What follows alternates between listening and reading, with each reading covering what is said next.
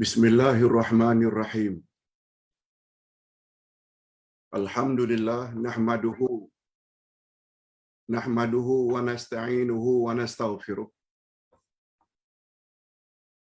Wa na'udzu billahi min shururi anfusina wa min sayyiati a'malina. May yahdihillahu fala mudilla lahu wa may yudlil fala hadiyalah. Asyhadu an la ilaha illallah wahdahu la syarika lah wa asyhadu anna Muhammadan abduhu wa rasuluh la nabiyya ba'dah. Allahumma salli wa sallim ala nabiyyina Muhammad wa ala alihi wa sahbihi ajma'in, amma ba'd. Hadirin dan hadirat serta para pemirsa yang saya hormati, Assalamualaikum warahmatullahi wabarakatuh. Alhamdulillah, kita bersyukur kehadirat Allah Azza wa Jalla setelah kita mendengar pagi tadi kuliah Al-Asma'ul Husna dalam kuliah subuh membahas tentang nama Allah Al-Jabbar.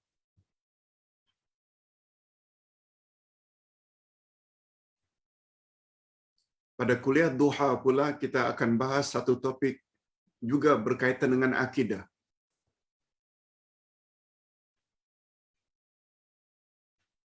Hanya saja saya mohon maaf kepada semua, khasnya Puan Majini sebagai host. Sebenarnya Ustaz tersilap dalam menetapkan topik atau subjek yang akan kita bahas. Bukan bab 11 tentang Ahlus Sunnah wal Jamaah bahagian 3, bukan. Rupanya itu sudah selesai kita bahas. Pembahasan kita hari ini adalah bab yang ke-12, yaitu pengertian istilah salaf dan khalaf. Ustaz ulang, topik kita pada hari ini bab yang ke-12 tentang pengertian istilah salaf dan khalaf. Topik ini sangat mustahab. Sungguh banyak dari kalangan jamaah yang tidak faham perkara ini.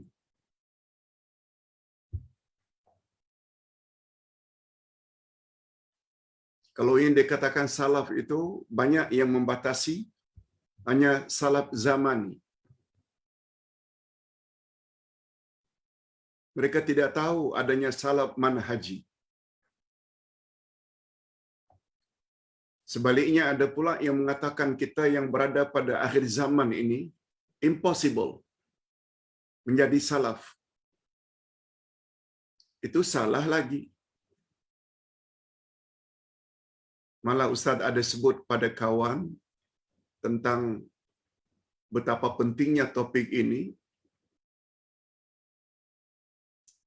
Ustaz hanya kata barangkali banyak jemaah yang masih baru tidak faham makna salaf.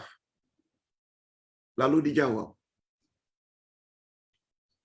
bukan saja jemaah yang baru Pak Ustaz, jemaah lama pun banyak yang tak faham makna salaf. Mungkin ada betulnya. Nah, dalam pertemuan kita 1 jam lebih pagi ini, kita akan bahas topik ini saja. Sebab memahaminya sangat mustahab. Kalau kita betul-betul ingin selamat dunia akhirat. Ustaz akan buktikan. Okey.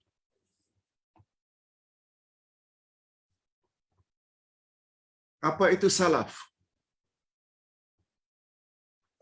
Supaya kita boleh betul-betul faham, Ustaz baca.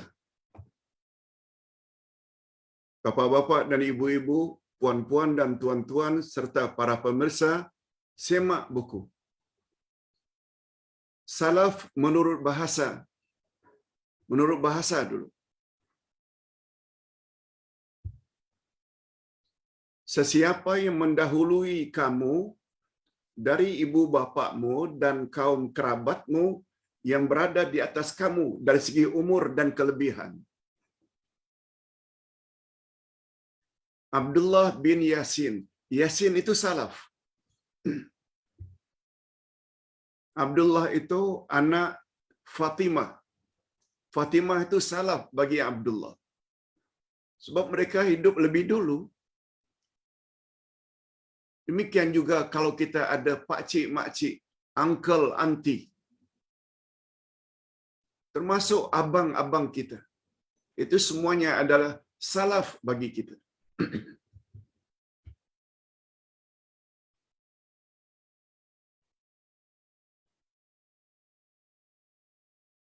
Imam Al-Maghrawi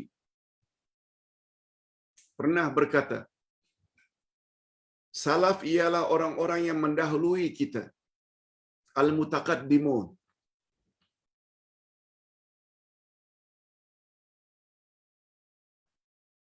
Kata beliau, salafur rajul abawahu al-mutaqaddiman. Salaf bagi seseorang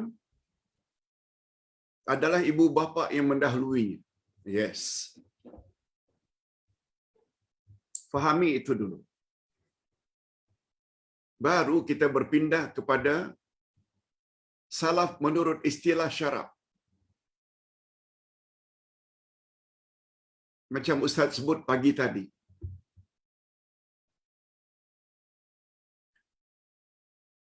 Al-Jabbar menurut bahasa memaksa, memperbaiki, berkuasa. Yes. Nama Allah Al-Jabbar yang di dalamnya terdapat sifat Jabarut. Maknanya memaksa, memperbaiki.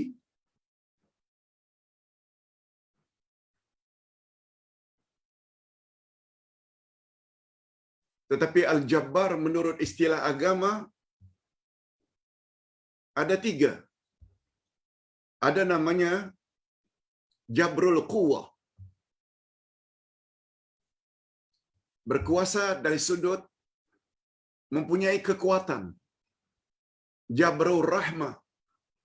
Memaksa, memperbaiki dengan maksud kasih sayang. Jabrul Ulu.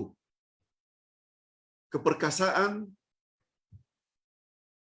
atau perbaikan di sudut ketinggian. Yes.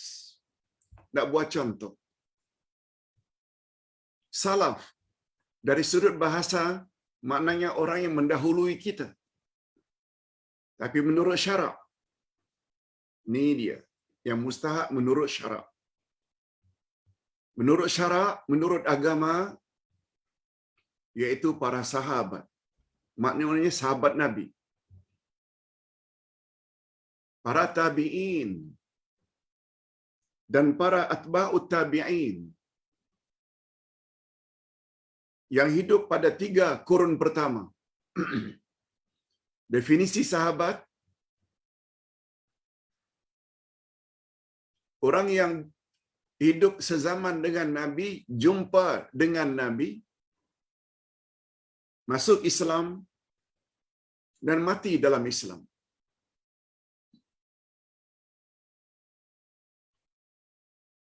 Oleh sebab itu mana-mana ustaz, alim ulama, kiai-kiai, habib-habib hari ini yang mendakwa jumpa Nabi dalam mimpi, itu bukan sahabat. Dia mesti hidup sezaman dengan Nabi. Ditambah dengan dia pernah jumpa Nabi secara nyata. Dia memeluk Islam. Dia mati dalam Islam. Baru layak dikatakan sahabat Nabi. Yang paling utama, Khulafaur Rashidin, Abu Bakar, Umar, Utsman, Ali, dan lain-lain. Ibnu Abbas, Ibnu Mas'ud, Sabit, Jubair, Muaz, Bilal.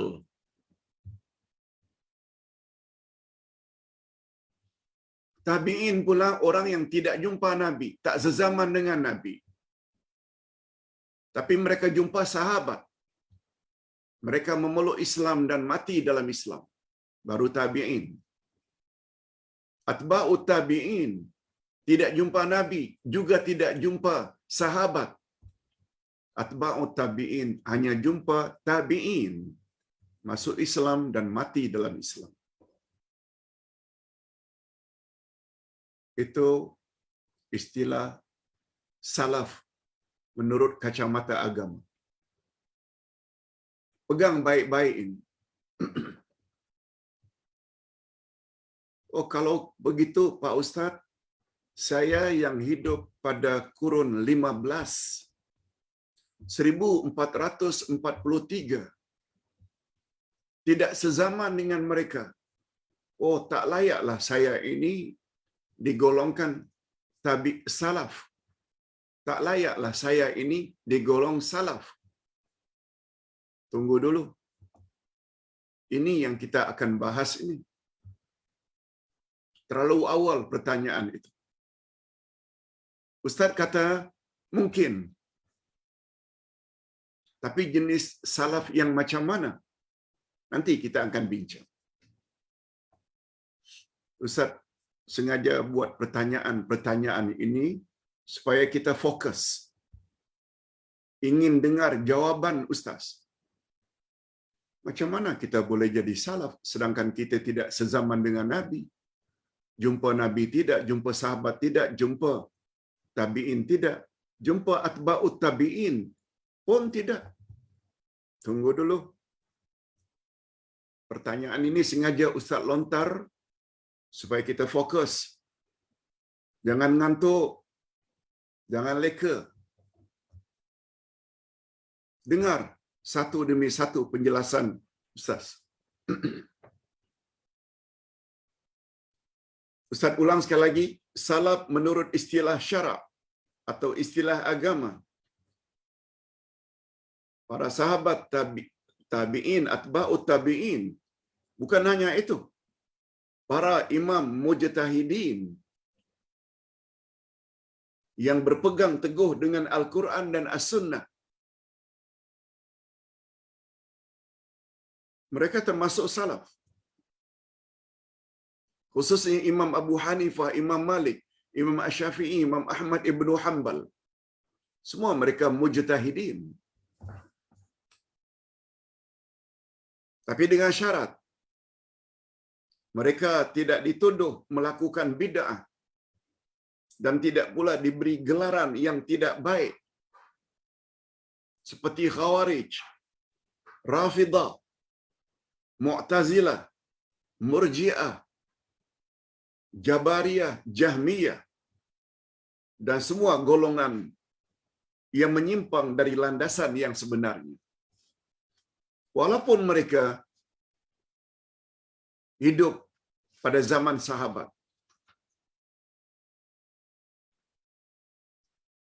Khawarij yang keluar dari barisan Sayyidina Ali, jumpa Ali. Namun mereka bukan salaf. Yang dimaksudkan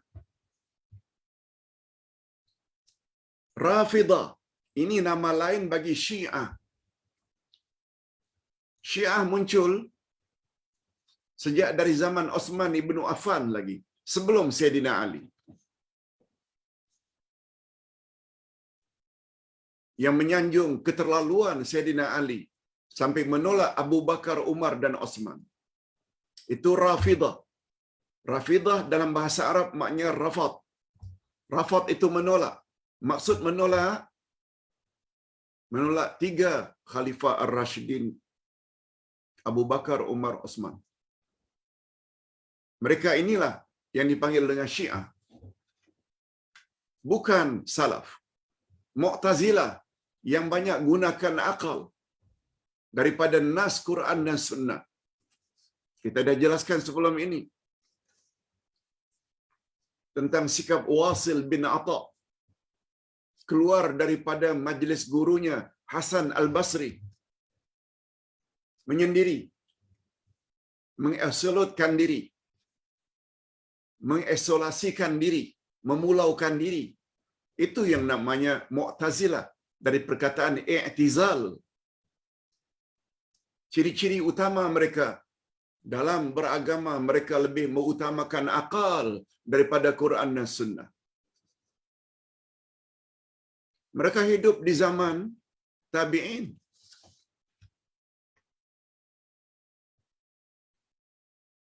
Mereka bukan salaf.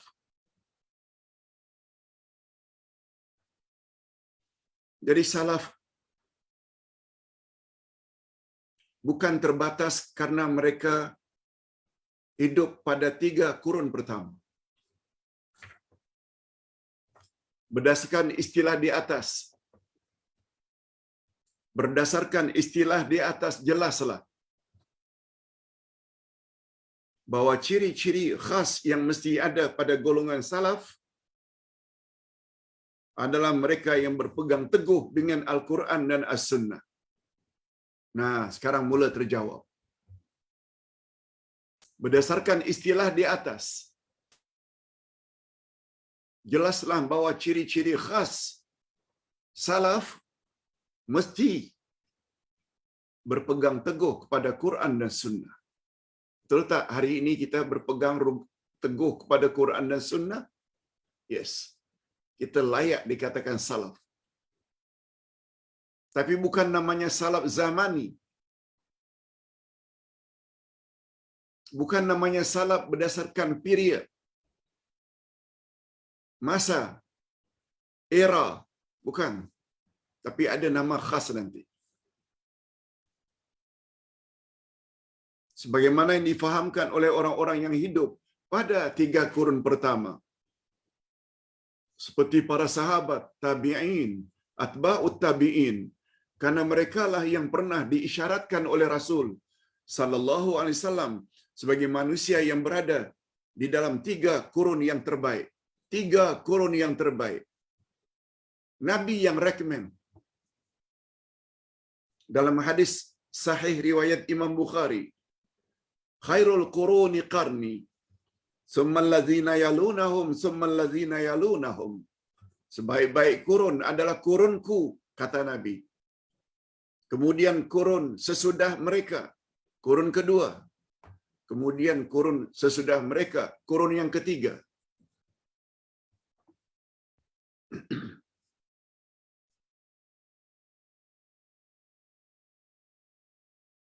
Dah mula faham, insya-Allah. Tapi belum sempurna lagi, Pak Ustaz. Okey, kita tambah.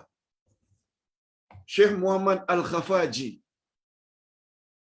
beliau berkata di dalam kitabnya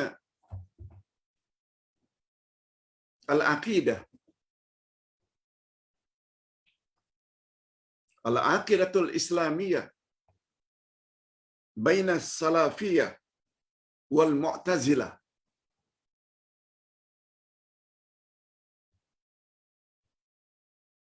Oleh Imam Al-Khafaji, halaman 21, coba dengar apa kata beliau. Ustaz nukilkan di sini. Membatasi makna salaf hanya berdasarkan zaman atau masa yang telah lampau sahaja belum memadai. Belum memadai. Membatasi makna salaf, orang yang hidup pada 3 kurun pertama, belum cukup. Tetapi selain faktor masa, juga mestilah pendapatnya bersesuaian dengan roh atau semangat Al-Quran dan As-Sunnah. Lagi-lagi kembali pada Quran dan Sunnah. Oleh itu, jika pendapatnya bercanggah dengan semangat Al-Quran dan As-Sunnah, maka ia tidak layak dikatakan salafi. Walaupun dia hidup pada zaman sahabat, tabi'in dan atba'ut tabi'in. Contoh, Khawarij, Syiah, Mu'tazilah, Jabariyah, Qadariyah.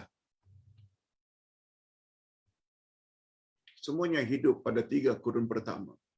Tapi mereka bukan salaf. Sebab perjalanan mereka berbeza dengan kehendak Quran dan Sunnah Nabi. Oleh sebab itu, hei, golongan yang mendakwa ikut Syiah, anda tidak layak mendakwa sebagai salaf. Walaupun Syiah muncul di zaman Osman, zaman Ali, sebab perjalanan Osman dan Sayyidina Ali ikut Quran dan Sunnah sebagaimana yang diwasiatkan oleh Nabi Muhammad sallallahu alaihi wasallam. Mu'tazilah, kamu tidak boleh mendakwa kamu salaf. Kurun yang terbaik. Sebab kurun yang terbaik itu meletakkan nas Quran dan Sunnah paling atas, akal yang di bawah. Kamu pula letakkan akal di atas. Hei, Islam liberal. Itu nama baru untuk Mu'tazilah. Hati-hati. Segera tobat.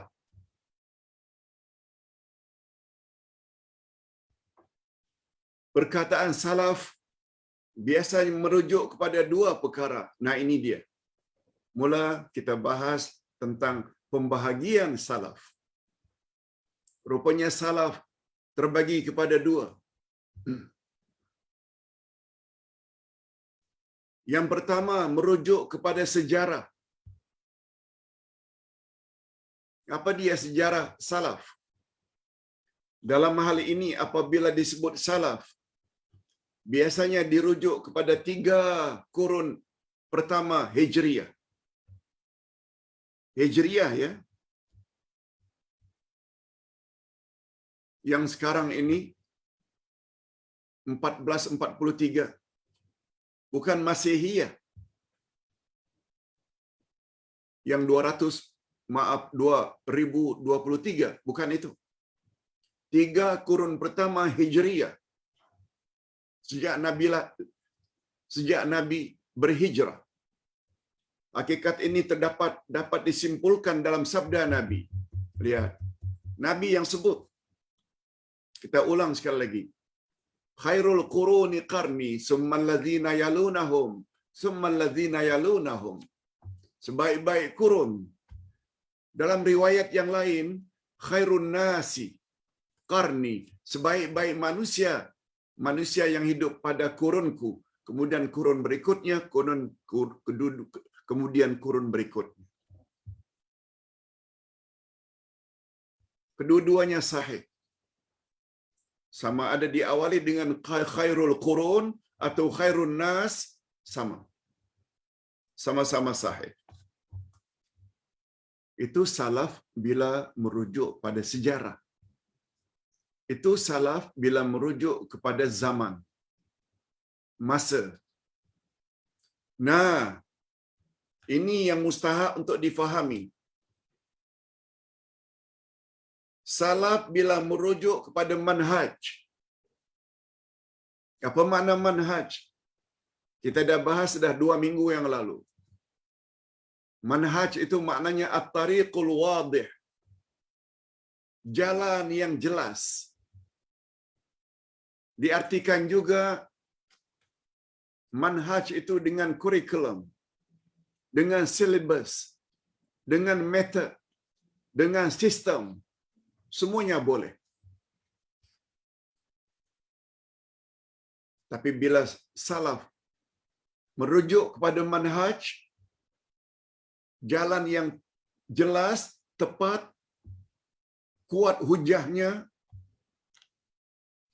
maka salaf jenis itu namanya salaf manhaji.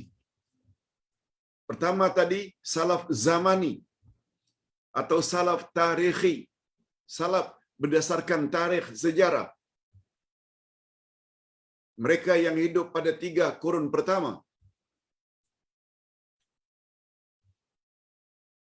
Tetapi seseorang masih lagi boleh menjadi salaf sebagaimana yang disanjung oleh Nabi. Impossible kita yang hidup pada abad 15 Hijrah hari ini untuk balik pada 3 kurun pertama. Impossible. mustahil, tapi masih lagi boleh ada kemungkinan, possibility untuk menjadi salaf manhaji.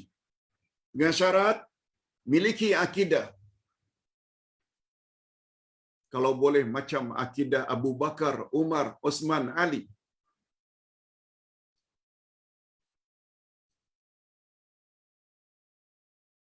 Beribadatlah kepada Allah kalau boleh. Ikuti cara ibadat Rasulullah. Cara ibadat Abu Bakar, Osman dan Ali. Miliki akhlak-akhlak yang mulia. Budi pekerti yang luhur. Sebagaimana budi pekerti akhlak mulia Rasulullah, Abu Bakar, Osman, Ali.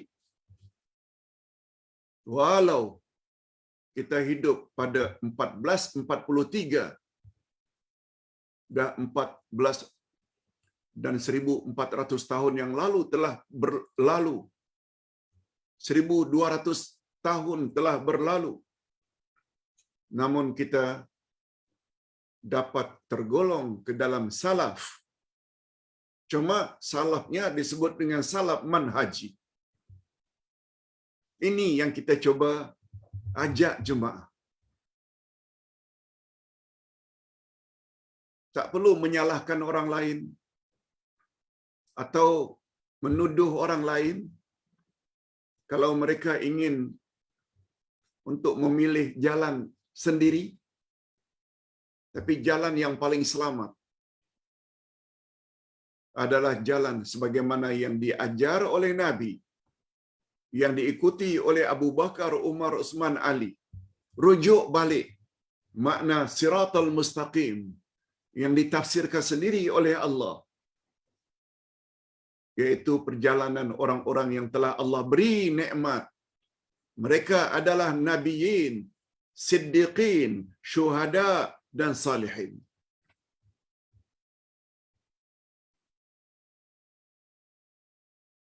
Mudah-mudahan mula faham. Mudah-mudahan jemaah mula faham.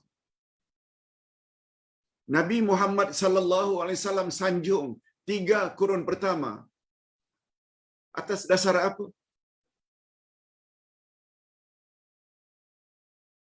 Karena bangunan di zaman itu hebatkah? Sebagaimana bangunan KLCC, Twin Tower, Burj Khalifa, Khalifah Tower di Dubai, atau zaman itu ada Kingdom Tower yang ada di Jeddah lebih tinggi daripada Khalifah di Dubai? No. Zaman itu padang pasir saja itu.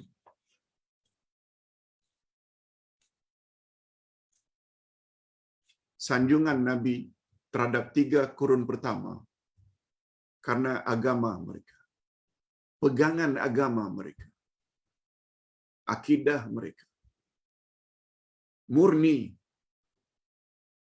mentauhidkan Allah tanpa bercampur syirik. Cara ibadat mereka kepada Allah ikut cara exactly macam yang diajar oleh Rasul. Akhlak luhur mereka sebagaimana yang dikehendaki oleh Quran dan Sunnah. Itu penyebabnya 3 kurun pertama disanjung. Oleh sebab itu kita yang berada pada kurun 15 ini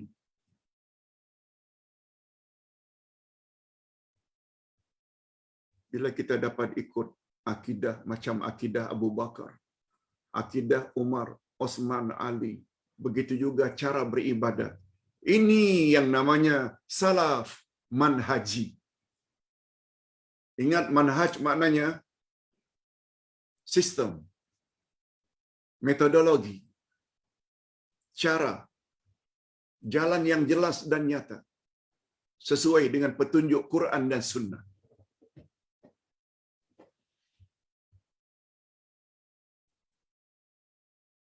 Ini yang komen kawan ustaz. Makna salaf seperti itu bukan hanya kurang difahami oleh murid-murid baru, Pak Ustaz. Murid-murid lama pun masih kabur. Atas sebab itu mereka tidak dapat istiqamah.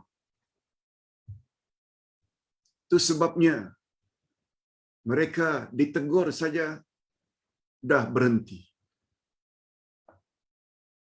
Ingat hadirin dan hadirat, Ustaz setuju sangat dengan komen Fakhrul Razi, Al-Fadil, Al-Ustaz Fakhrul Razi dari Kuala Kangsar. Dan Ustaz selalu forward ke dalam grup kata-kata beliau. Dan apa yang Ustaz Fakhrul Razi telah sebut, Ustaz juga telah sebut lama dah. Perbezaan antara orang saleh dengan orang muslih.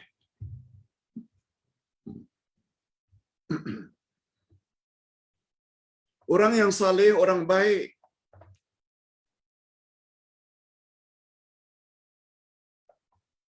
Tapi ingat, ada lagi orang yang lebih baik dari orang saleh,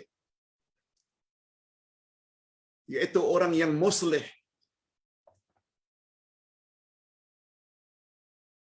Orang yang baik beramal untuk dirinya sendiri,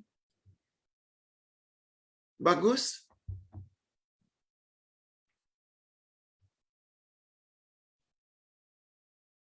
Tapi ada lagi tahap yang lebih tinggi dari orang saleh, yaitu muslih.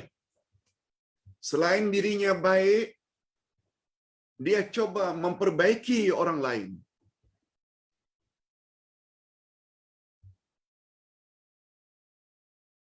Itu sebabnya kita singgung pagi tadi tentang nama Allah Al-Jabbar. Kita minta kepada Allah di antara dua sujud, Rabbighfirli warhamni wajburni warfa'ni warzuqni. Apa maksudnya? Janji ya, nanti bila salat ingat apa yang Ustaz cakap. Rabbighfirli warhamni, kita dah faham dah. Ya Allah, ampunkanlah dosaku, Rabbighfirli. Warhamni, ya Allah, kasihanilah daku. Cucurilah aku rahmatmu. Wajburni. Apa makna wajburni? Wajburni maknanya tolong ya Allah, perbaikilah aku. Dari tidak baik menjadi baik. Wajburni maknanya aslihli, perbaikilah aku. Akidah yang selama ini bercampur syirik dan khurafat, perbaiki ya Allah supaya murni akidahku. Ibadatku selama ini bercampur baur dengan bid'ah sana bid'ah sini, tolong perbaiki ibadatku supaya pure ikut cara Nabi dan para sahabat. Akhlakku yang kurang baik, perbaiki ya Allah agar akhlakku mengikuti salafus saleh. Itu makna wajburni. Itu sebabnya setengah-setengah ustaz suruh baca bila sakit lutut supaya tepuk-tepuk kita punya lutut atau pegang lutut sambil menyebut ya Jabbar, ya Jabbar, ya Jabbar. Wahai Allah yang Maha memperbaiki, wahai Allah yang Maha berkuasa untuk memperbaiki, perbaikilah lututku yang sudah mula sakit. Perbaikilah lututku yang berbunyi, yang longgar, supaya mantap. Itu makna ya Jabbar, ya Jabbar, ya Jabbar.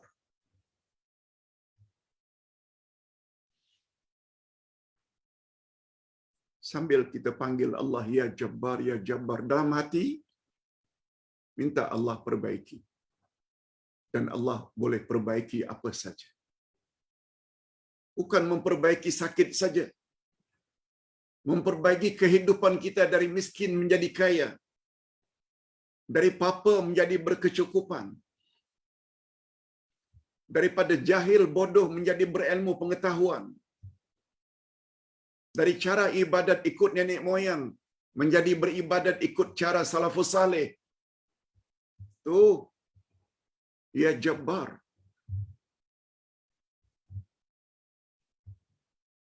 Kembali kepada saleh dan muslih. Hadirin dan hadirat. Orang apabila orang saleh banyak yang dipuji.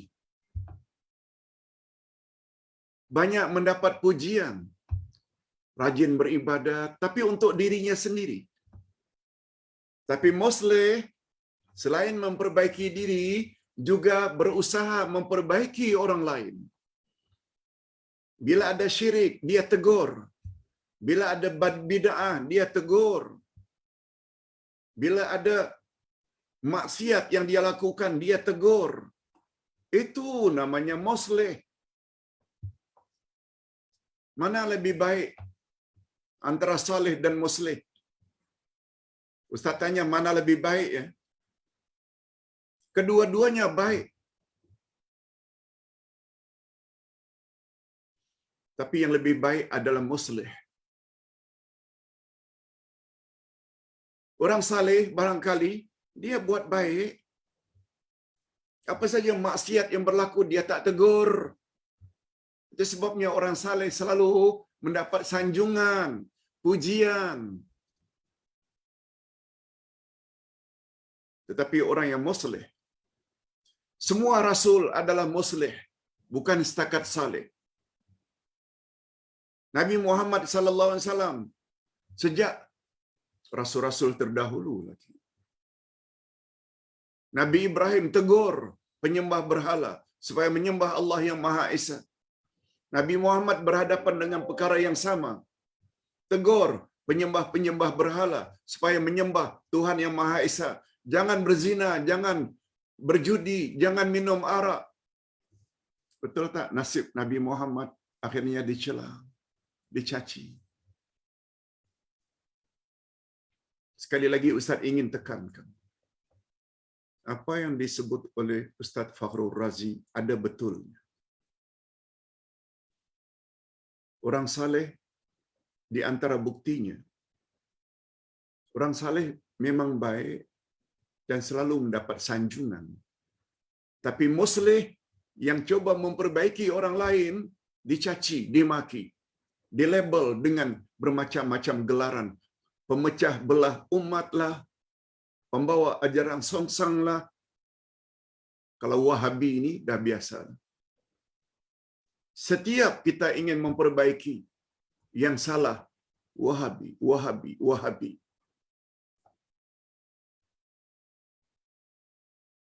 Cuma yang kita sayang, orang awam tak dengar ceramah seperti ini. Ceramah seperti ini tak banyak disebut-sebut. Apa makna salafus salih? Salaf itu terbagi berapa? Betul, kita bukan salaf zamani, tetapi kita masih lagi mampu untuk menjadi salaf manhaji atau salaf minhaji. Ada dua cara bacaan. Manhaji boleh, minhaji juga boleh.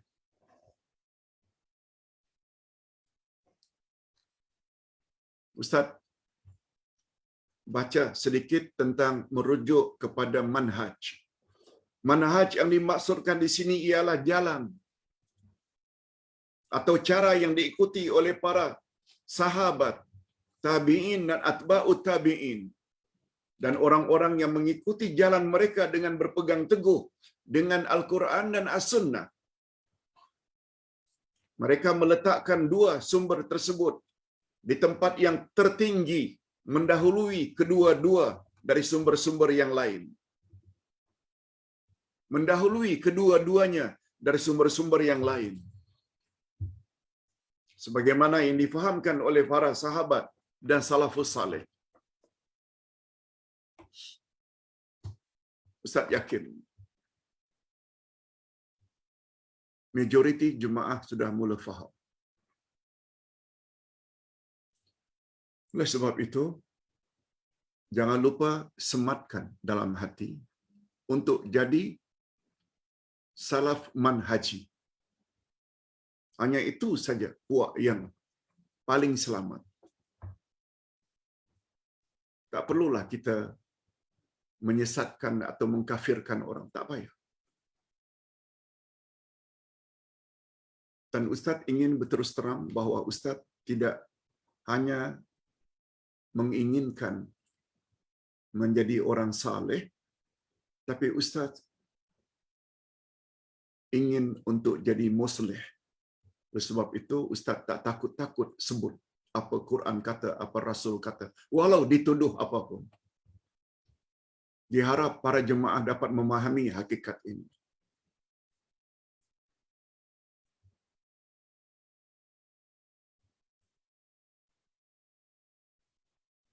Oleh sebab itu, hadirin dan hadirat, pengertian pertama, ini penjelasannya lagi. Ustaz harap kuliah pagi ini dapat difahami oleh semua, tanpa kecuali. Tak faham sangat, ulang, kita ada YouTube. Ustaz gembira ada jemaah yang sampai ulangi YouTube sampai 4 kali karena tidak mendapat kepahaman. Pengertian yang pertama, bila salaf itu merujuk kepada period, orang Indonesia kata pada periode atau lingkungan masa tertentu, maka zaman tersebut telah berlalu. Zaman itu telah berakhir setelah generasi tersebut meninggal dunia. Abu Bakar, Umar, Utsman, Ali, semuanya telah wafat. Jadi salaf menurut pengertian pertama dipanggil juga dengan salaf zamani. Sebab dia ada kaitan dengan zaman, masa, era. Pengertian yang kedua, yaitu salaf manhaji. Penggunaan istilah salaf jika dilihat dari sudut manhaj, maka ia masih wujud hingga sekarang dan akan berterus-terusan hingga kiamat. Selagi pengikutnya tetap di atas landasan manhaj mereka di dalam keilmuan. Kita ambil dari Quran dan Sunnah. Keimanan dan amalan mereka. Macam keimanan salafus saleh. Sebagaimana amalan salafus saleh. Jadi salaf menurut pengertian kedua ini dipanggil dengan salaf manhaji. Dia belum berakhir. Malah dia boleh wujud hingga hari kiamat. Bukan sekarang saja. Mudah-mudahan kita semua, ustaz dan bapa-bapa, ibu-ibu, para pemirsa sekalian termasuk ke dalam salaf manhaji. Kesimpulan. Lengkap dengan kesimpulan lagi. Sebagai usaha untuk memberi kepahaman. Jangan sampai jadi orang yang jahil. Memahami hubungan makna salaf dari dua sudut tersebut. Memahami makna salaf dari dua sudut tersebut, yaitu sudut zaman dan sudut manhaj, adalah sangat penting. Karena ia akan sangat menolong untuk memperjelaskan lagi pengertian as-salafus salih. Mengapa, Pak Ustaz, salaf diikuti dengan salih? Ini dia. Sebab menurut fakta sejarah yang tak boleh dipungkiri, tidak semua orang yang hidup pada 3 kurun pertama Hijriah mengikut manhaj Kitabullah dan Sunnah Rasul. Contohnya golongan Khawarij, golongan Mu'tazilah, Rafidah atau Syiah, Jahmiyah, Murji'ah, Jabariyah, Qadariyah. Semua golongan ini juga muncul dalam masa 3 kurun pertama. Nah sekarang timbul pertanyaan, mana sebenarnya yang paling penting Pak Ustaz? Salaf zamani ke atau salaf manhaji? Ternyata salaf manhaji lebih utama. Walaupun kita hari ini tidak hidup sezaman dengan mereka 3 kurun pertama, insya Allah kita tetap akan selamat dan mendapat reda Allah bila kita berakidah, beribadat, berakhlak, beragama, mengikuti agama orang yang hidup 3 kurun pertama. Sementara ada mereka yang hidup pada 3 kurun pertama, mereka tak akan selamat. Itu sebabnya mengapa salaf diikuti dengan saleh.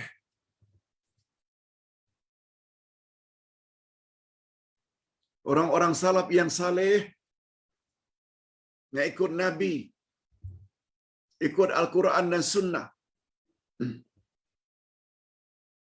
Orang salaf zamani tapi tidak saleh, itu dia tadi Khawarij, Syiah, Jabariyah, Qadariyah, Mu'tazilah. Dan Nabi telah sebut, umatku akan berpuak-puak menjadi 73 puak. 72 daripadanya masuk neraka. Kecuali satu.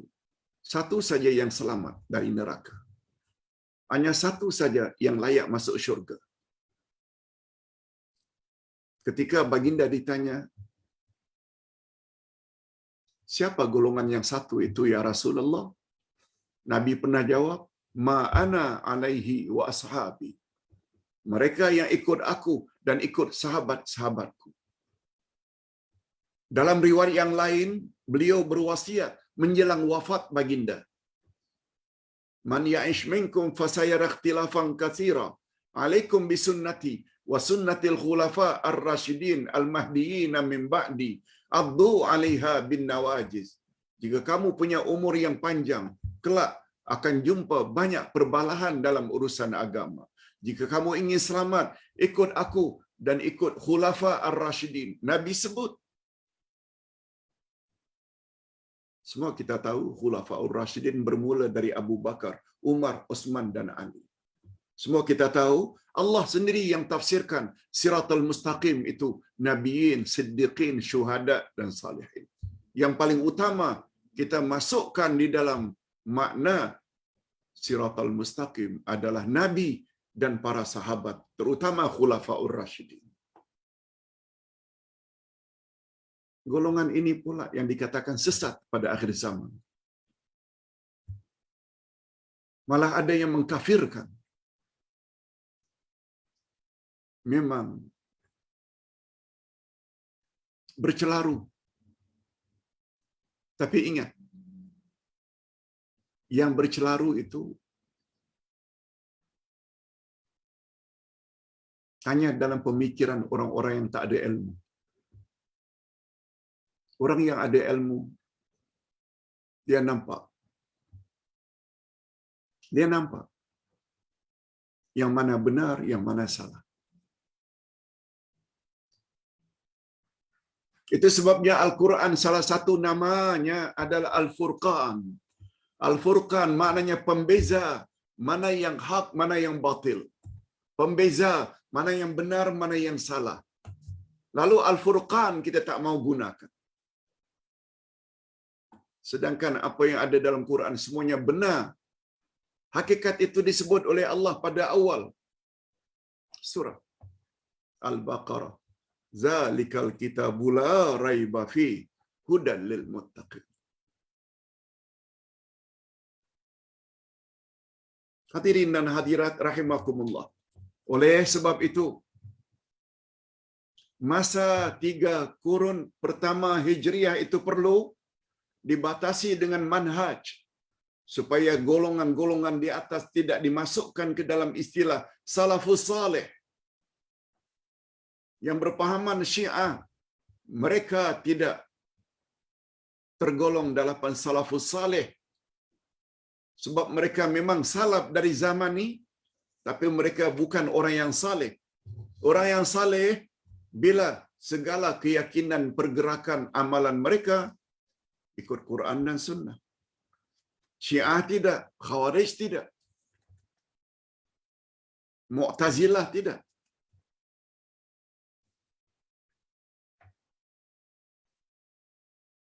Karena as-salafus salih adalah salah satu nama. Salafus salih adalah salah satu nama bagi Ahlus Sunnah wal Jamaah. Jadi sebenarnya faktor yang paling penting dalam hal ini dia. Sengaja Ustaz italic dan bold nak menunjukkan ini paling penting. Faktor yang paling penting dalam hal ini adalah faktor manhaj, bukan faktor zaman atau period. Bukan itu yang penting. Kita hari ini ikut manhaj salafus salih walaupun jauh ditinggalkan oleh para sahabat tabi'in dan atba'ut tabi'in. Namun kita adalah lebih baik berbanding pencetus atau pelopor ajaran Syiah, Mu'tazilah, Khawarij. Walaupun mereka dari sudut zaman berada pada zaman salafus salih. Zaman salaf. Untuk menguatkan lagi hujah ini, perhatikan firman Allah berikut. Lengkap dengan ayat Quran lagi. A'udzubillahi minasyaitonir rajim. والسابقون الأولون من المهاجرين والأنصار والذين اتبعوهم بإحسان رضي الله عنهم ورضوا عنه وأعد لهم جنات تجري تحتها الأنهار خالدين فيها أبدا ذلك الفوز العظيم. Coba dengar baik-baik. Apa dia tafsiran ayat ini? Orang-orang yang terlebih dahulu memeluk Islam dari kalangan muhajirin dan ansar dan orang-orang yang mengikuti mereka dengan baik. Allah reda pada mereka, mereka pun reda terhadap Allah, dan Allah sediakan bagi mereka syurga-syurga yang mengalir di bawahnya sungai-sungai. Mereka hidup kekal abadi di dalamnya. Yang demikian itu adalah kemenangan yang besar. Apa kesimpulan dari ayat ini? Ustaz baca. Pertama, 3 golongan yang mendapat jaminan akan mendapat keredaan Allah adalah muhajirin. Yang kedua, ansar. Yang ketiga, orang-orang yang mengikuti mereka dengan baik.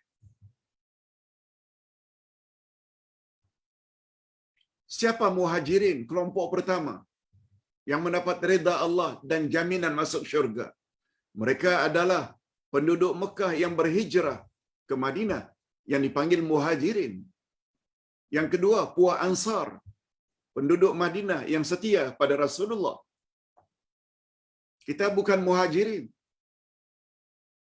Sebab di sini khas muhajirin itu orang yang berhijrah dari Mekah ke Madinah. Tidak masuk yang hijrah dari Batam ke Kuala Lumpur. Tak masuk yang hijrah dari Singapura ke Malaysia. Tidak termasuk orang yang berhijrah dari Pulau Pinang ke KL.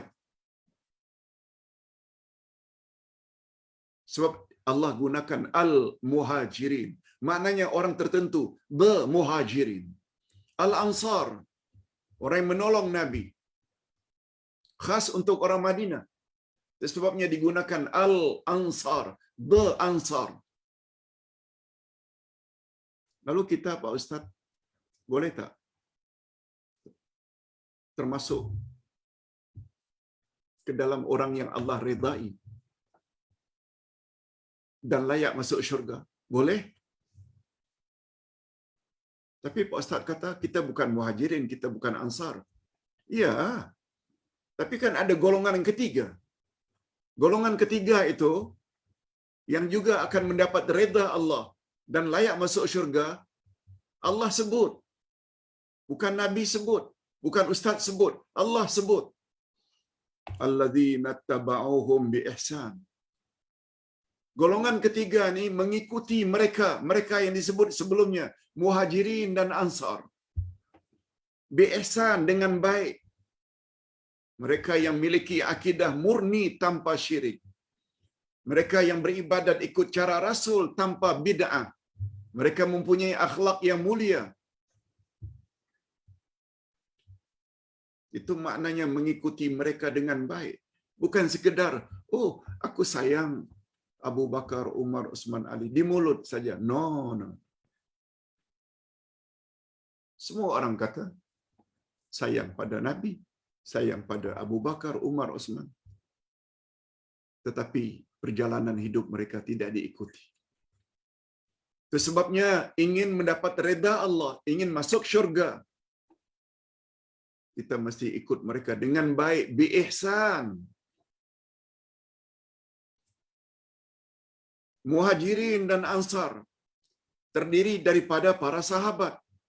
Tentulah definisi sahabat, orang yang jumpa Rasul, sezaman dengan Rasul, jumpa Rasul, memeluk Islam, mati dalam Islam. Mereka mempunyai manhaj yang khusus dalam keilmuan, keimanan dan amalan. Ikut Rasul, exactly. Tak bangkang. Yang keempat, ayat tidak membatasi zaman atau period tertentu bagi orang-orang yang mengikuti mereka. Tak disebut. Allah tidak sebut orang-orang yang mengikuti mereka pada zaman itu. No, no, no. Allah sebut secara terbuka. Walaupun mereka itu hidup 2-3 hari sebelum mati, 2-3 hari sebelum kiamat, mereka tetap sebagai pengikut muhajirin dan ansar.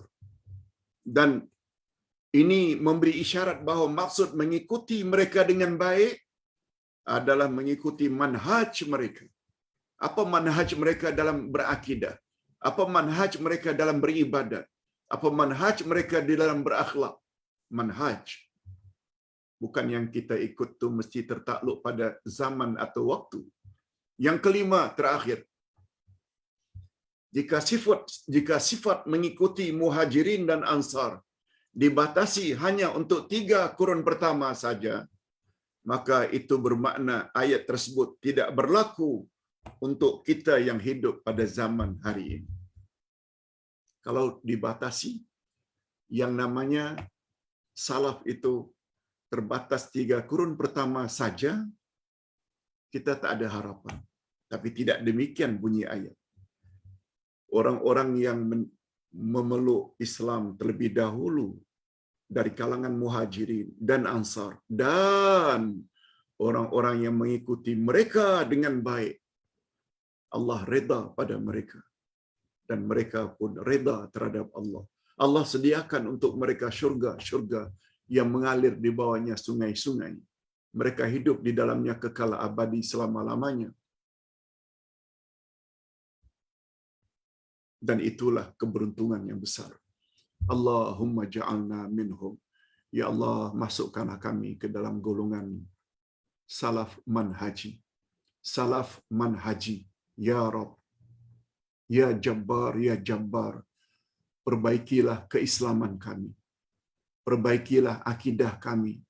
Kau boleh berdekat hampir dengan manhaj, akidah Rasul dan para sahabat. Perbetulkanlah ya Allah, ya Jabbar, ibadat kami sehingga mendekati ibadat Rasulullah dan para sahabat salafus saleh yang hidup pada 3 kurun pertama. Perbaikilah akhlak kami ya Allah. Hadirin dan hadirat. Macam itu kita memahaminya. Macam itu kita memahaminya. Ustaz ingin tambah sedikit, yaitu tentang khalaf. Lawan salaf adalah khalaf.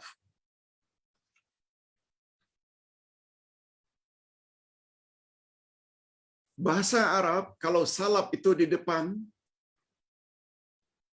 orang depan kita, orang yang mendahului kita, khalaf pula belakang kita. Khalfa, bahasa Arab maknanya belakang.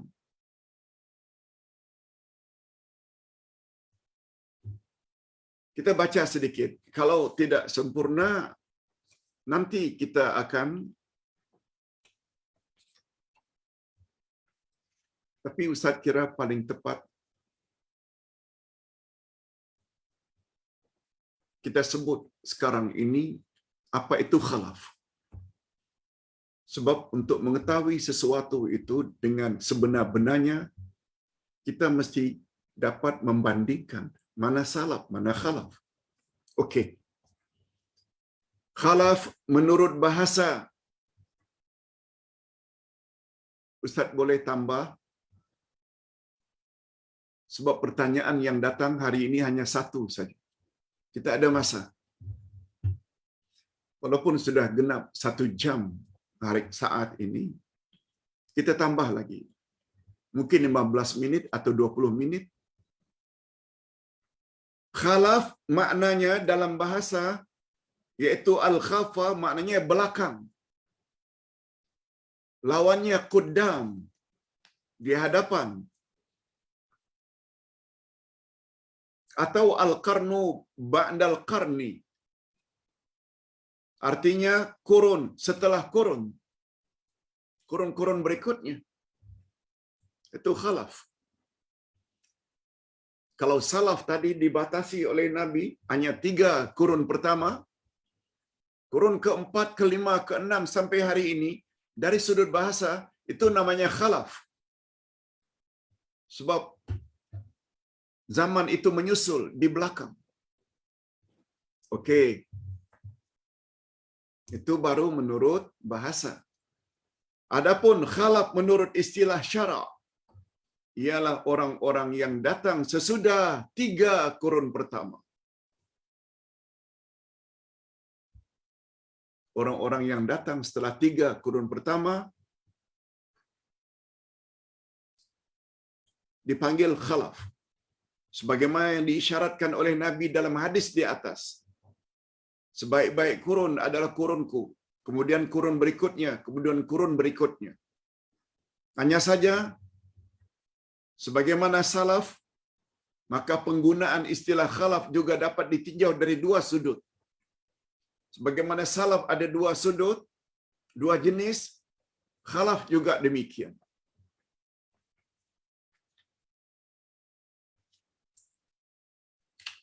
Bila merujuk kepada zaman, masa, period, khalaf jika ditinjau dari sudut masanya, mereka adalah orang-orang yang hidup pada zaman sesudah 3 kurun pertama. Termasuk kita. Kita berada pada kurun yang ke-15. 1443 tergolong dalam kurun 15. Dari sudut zaman, yes. Kita bukan termasuk salaf. kita khalaf. Sebab kita muncul belakangan. Yang kedua, ini yang mustahak. Merujuk kepada manhaj. Merujuk pada manhaj, khalaf jika ditinjau dari sudut manhaj ialah orang-orang yang mendukung ilmu, orang-orang yang mendukung ilmu kalam atau falsafah Yunani. Di dalam mereka menetapkan perkara-perkara yang berkaitan dengan akidah Islam. Di samping mereka juga mentakwilkan ayat-ayat yang mereka anggap mutasyabihat. Itu khalaf dari sudut manhaj.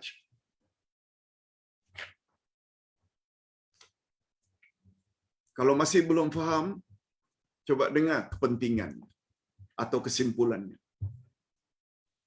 Dari penjelasan di atas dapatlah dirumuskan bahwa khalaf menurut manhaj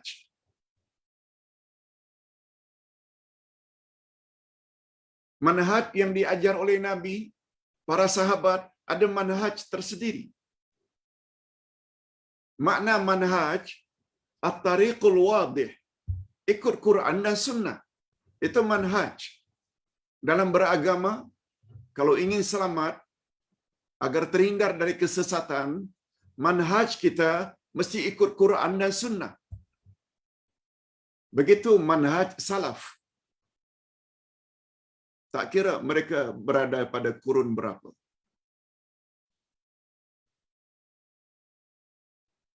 Khalaf pula bila dilihat daripada sudut masa, mereka yang hidup setelah 3 kurun pertama. Dari sudut manhaj pula khalaf, mereka bukan pada Quran dan Sunnah, tetapi lebih kepada ikut falsafah Yunani yang banyak gunakan akal. Golongan yang membina akidah Islam berpandukan kepada manhaj ilmu kalam, banyak gunakan akal. Berdasarkan falsafah Yunani, serta tidak meletakkan Quran dan Sunnah sebagai sumber tertinggi. Ini yang kita banyak jumpa hari ini. Betul Quran ada cakap macam itu? Betul hadis memang cakap macam itu? Tapi guru kami cakap lain. Dah mula. Bila dah meletakkan tuan guru, habib, kiai, itu yang dipertahankan, bukan merujuk pada Quran dan Sunnah, mereka sudah cenderung pada khalaf. Mereka menolak setiap ayat atau hadis yang bercanggah dengan manhaj mereka. Kamu kata Allah itu bersemayam di atas arasy, mana boleh? Lihat di antara contoh. Ini orang yang sudah terpengaruh dengan ilmu kalam. Salah-salah mereka kata, mana ada Isra' Mi'raj? Hanya setengah malam. Boleh dari Mekah, Palestin, naik ke langit Isra' Mi'raj sebelum subuh malam yang sama. Itu sebabnya Mu'tazilah tak percaya adanya Isra' Mi'raj. Mereka menolak setiap ayat atau hadis yang bercanggah dengan manhaj mereka.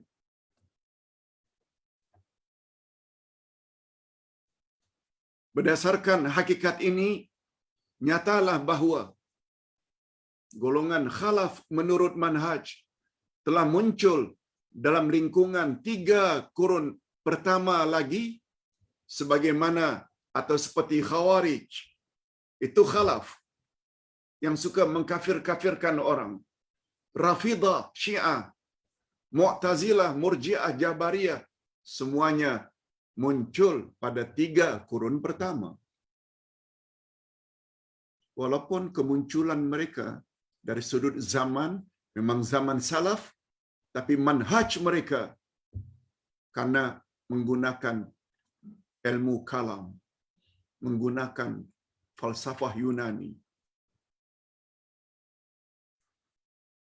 mereka tetap tidak akan selamat. Hadirin dan hadirat rahimakumullah. Kesimpulan. Sebagaimana orang-orang yang hidup 3 kurun pertama tidak semuanya selamat. Ustaz ulang.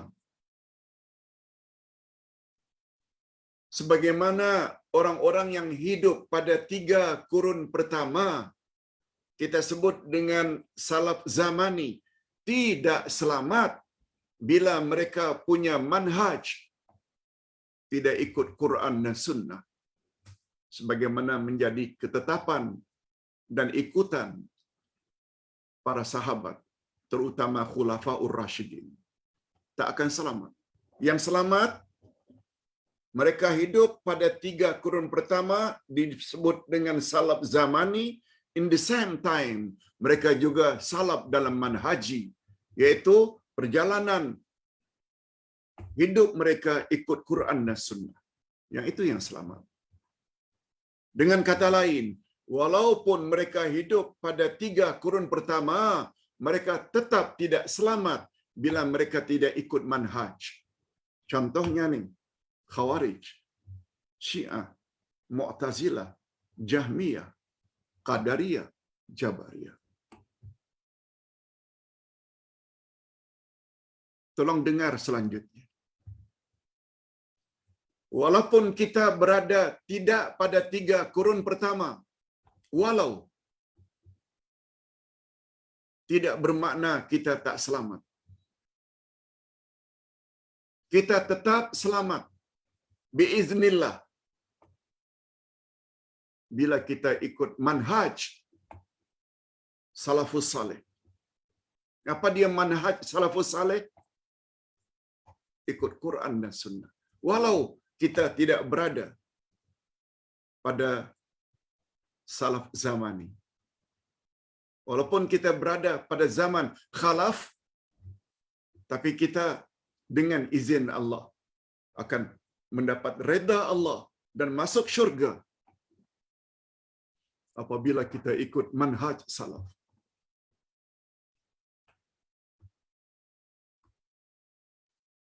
Ustaz harap penjelasan pagi ini berguna untuk kita. Bila dengar ada orang cakap ikut salaf, ikut salaf, ikut salaf, inilah maknanya.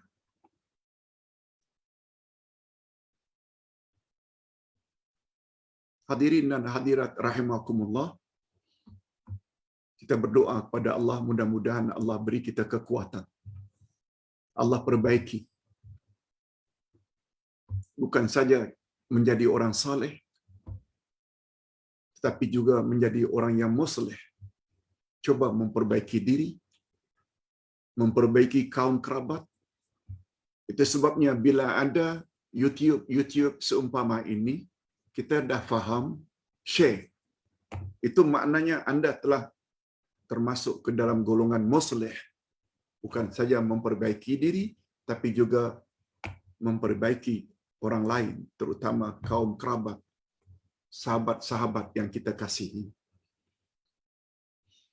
Sekali lagi Ustaz mohon maaf, khasnya kepada hos Puan Majini dan Dr. Azmi. Topik kita pada hari ini tidak sebagaimana yang Ustaz kirim semalam di dalam jadual mingguan. Topik kita hari ini, tolong buat nanti topik untuk YouTube hari ini, yaitu pengertian istilah salaf dan khalaf. Mudah-mudahan berguna untuk kita dan untuk orang lain. Cuma Ustaz ingin baca satu pertanyaan sahaja yang datang pada hari ini. Pak Ustaz, saya ada 3 orang anak perempuan. Lalu puan tersebut tanya, kalau saya nanti meninggal dunia, anak-anak perempuan saya yang 3 orang itu boleh tak mengantar jenazah saya ke kuburan?